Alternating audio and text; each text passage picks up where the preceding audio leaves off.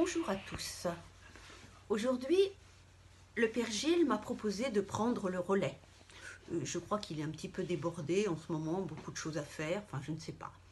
Bon, trêve de plaisanterie, je ne suis qu'une simple paroissienne, hein, vous ne risquez pas de me prendre pour un évêque ou le président de la République, je pense que vous voyez pourquoi. Et je suis heureuse de pouvoir contribuer à maintenir le lien entre nous par ces moyens modernes que je ne maîtrise pas totalement, mais on va essayer de s'en sortir. Dans sa première intervention, le Père Gilles nous invitait à prier les offices des heures. Je ne sais pas si vous avez suivi cet excellent conseil, mais si c'est le cas, vous avez déjà et vous allez encore beaucoup fréquenter les psaumes comme le font les moines quotidiennement. Aujourd'hui, je vais essayer à partir de ces psaumes de nous dire quelque chose pour ces temps difficiles. Pour nos frères juifs, les psaumes, c'est le livre des louanges.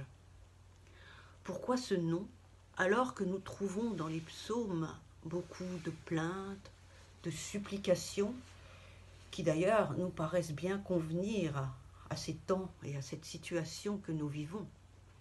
Comment aujourd'hui louer? Comment rendre grâce? Ce qui me paraît pouvoir répondre à cette question et nous rejoindre particulièrement aujourd'hui, c'est le mouvement qui traverse tout le psautier.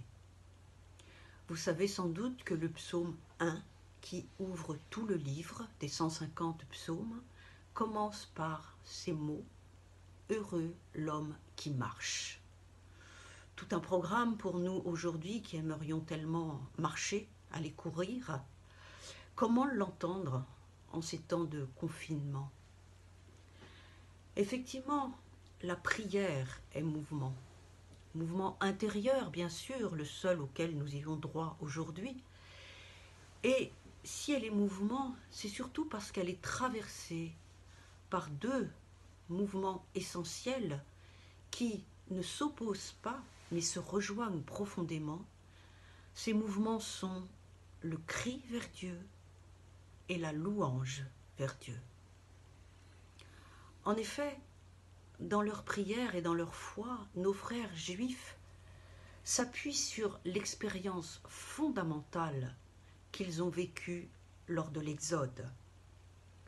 La sortie d'Égypte, la libération de l'esclavage, la marche vers la liberté au travers de la mer, domaine de la mort. De cet exode, de cette sortie, ils ont gardé une foi inébranlable en un Dieu qui a sauvé, qui sauve encore aujourd'hui et qui sauvera encore demain.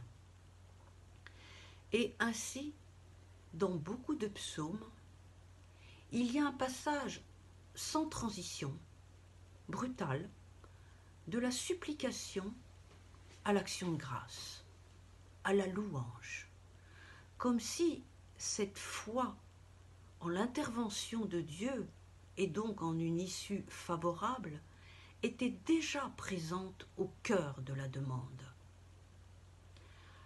Ainsi en est-il du psaume 22, mais de bien d'autres psaumes.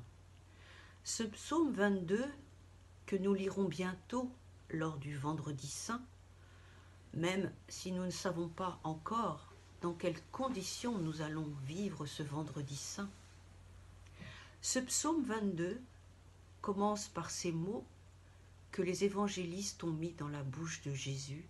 « Mon Dieu, pourquoi m'as-tu abandonné ?» Il continue ainsi. « J'ai beau rugir, mon salut reste loin.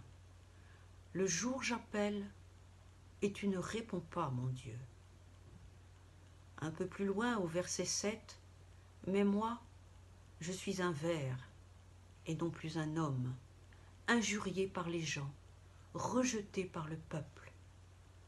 Tous ceux qui me voient me raillent, ils ricanent et hochent la tête. » Et cela continue ainsi dans cette description des malheurs, Et, sans transition, au verset 22, tu m'as répondu. Et à partir de là, le psalmiste bascule dans la louange, l'action de grâce. Alors aujourd'hui encore, et surtout, osons crier vers le Seigneur.